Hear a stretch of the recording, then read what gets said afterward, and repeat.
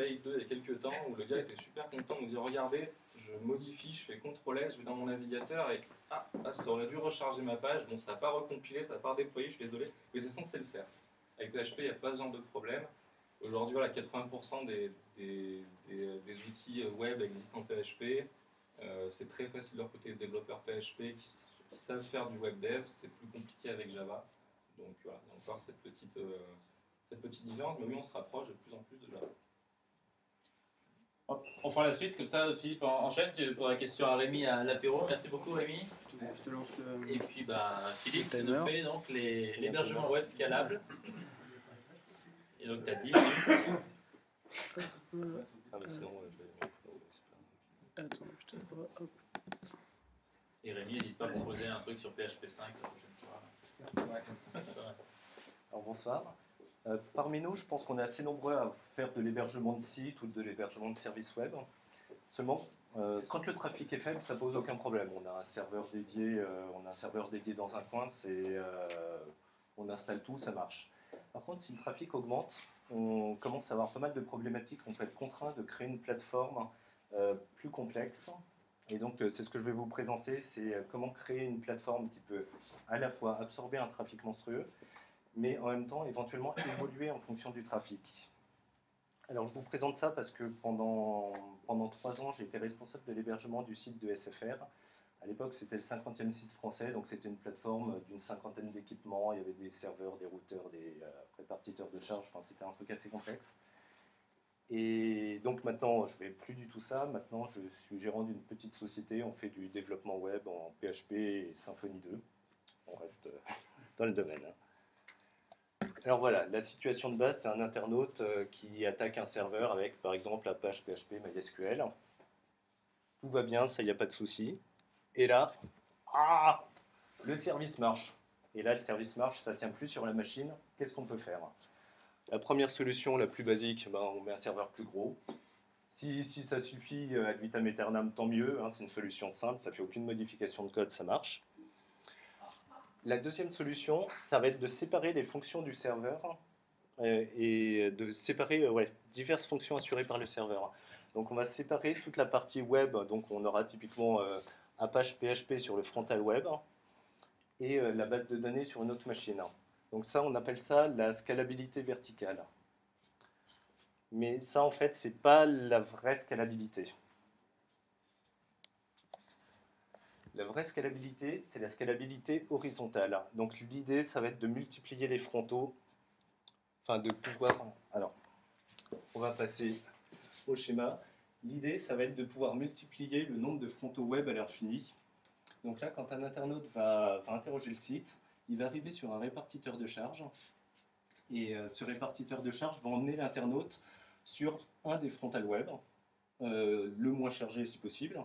Le frontal répond et l'internaute reçoit sa page. Sur le papier, comme ça paraît super simple, il n'y a pas de souci. Le problème, c'est que dans ce cas-là, chaque frontal web, tous les frontaux web sont identiques entre eux. Le problème, c'est que si l'internaute upload une image, par exemple, il ne faut pas l'uploader sur le frontal.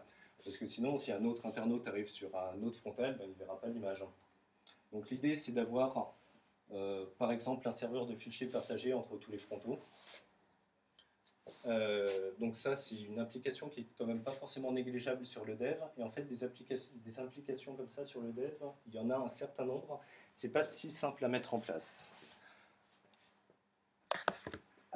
L'autre solution pour remplacer le serveur de fichiers partagés, c'est éventuellement d'utiliser des CDN, des Content Delivery Network.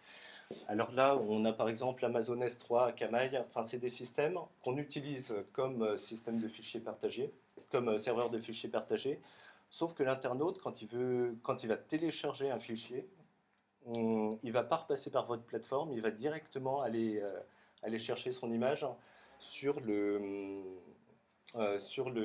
CDN, et comme ça décharge votre plateforme d'une grande partie des contenus statiques. Et donc ça, c'est très intéressant en termes de perf. Donc là, on a vu qu'on a réussi à faire une scalabilité horizontale sur les frontaux. Mais le problème, c'est que si le trafic augmente, c'est pas forcément les frontaux qui vont péter en premier. Ça peut très bien être la base de données aussi qui pète. Et donc là, on va voir la scalabilité horizontale des données. Le système le plus simple, le plus classique pour résoudre ce problème, c'est d'utiliser un système de réplication, par exemple MySQL, mais toutes les bases le font. On va mettre une base uniquement en écriture, c'est la base maître. Et à chaque fois qu'une écriture sera faite sur cette base, elle sera répliquée sur une ribambelle de bases, qui seront des bases esclaves. Et le site en lecture n'interrogera que les bases esclaves.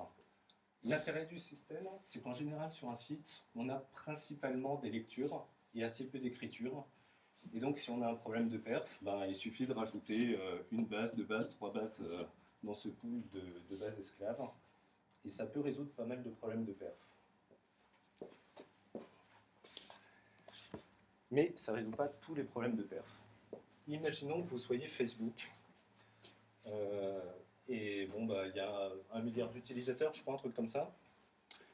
Si vous mettez 1 milliard d'utilisateurs sur une base, même si vous en mettez 50 en parallèle, avec 1 milliard d'utilisateurs, même s'il n'y a qu'un internaute qui interroge la base, ça va mettre des plombs à répondre.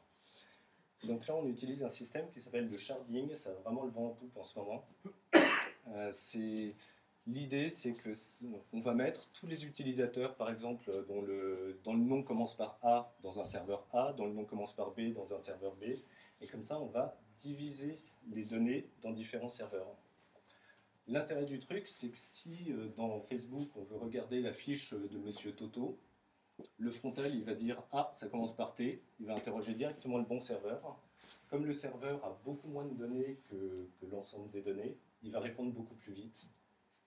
Et donc ça, c'est un principe qui est intéressant si vous avez vraiment beaucoup de données à manipuler. Par contre, les impacts architecturaux et les impacts sur le dev sont loin d'être négligeables. Et enfin, la dernière scalabilité horizontale dont je vais vous parler, c'est les traitements. Alors ça, on y pense moins, mais imaginons que vous soyez Dailymotion. Dailymotion passe sa vie à encoder des vidéos. Alors là, encoder une vidéo, c'est juste l'enfer. L'internaute upload une vidéo, et après, il faut l'encoder dans, je pense, une trentaine de formats différents, entre les résolutions différentes, les qualités différentes, les différents formats pour HTML5, c'est l'horreur.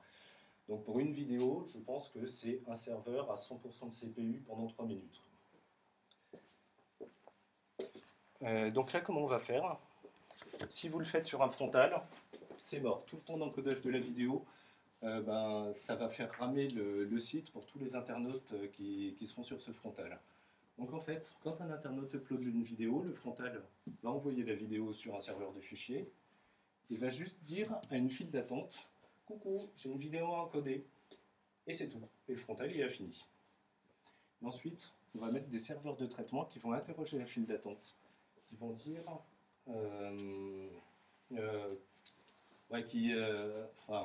eux, leur boulot, c'est uniquement de regarder dans la file d'attente s'il y a des trucs à encoder. S'il y a un truc à encoder, ils l'encodent. Et ensuite, ils regardent de nouveau dans la file d'attente s'il y a quelque chose. Finalement, ces serveurs sont hyper basiques. Ils font tous exactement le même boulot. Si le trafic augmente, on peut en rajouter 15, ça pose aucun problème. Finalement, c'est très intéressant.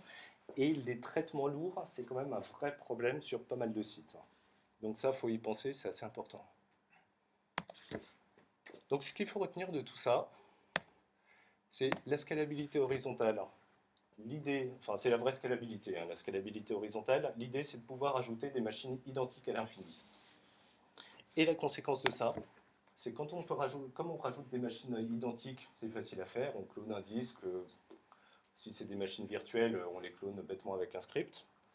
Et l'idée c'est de pouvoir adapter la plateforme au trafic. Si on a une boutique en ligne, c'est très simple, c'est très intéressant de pouvoir rajouter 15 machines autour de Noël, par exemple. Mais après, quand on doit mettre ça en place en vrai, là je vous ai donné des principes, mais en vrai, maintenant on n'utilise plus vraiment, on aura tendance à utiliser des machines virtuelles parce que justement, ajouter des machines virtuelles, c'est beaucoup plus simple que des machines physiques. Alors, il faut se renseigner sur les reverse proxy parce que c'est un peu la boîte à outils de la scalabilité. C'est-à-dire que je vous ai parlé rapidement d'un répartiteur de charge. un répartiteur de charge, ce sera 9 fois sur 10 un reverse proxy. Ça peut assurer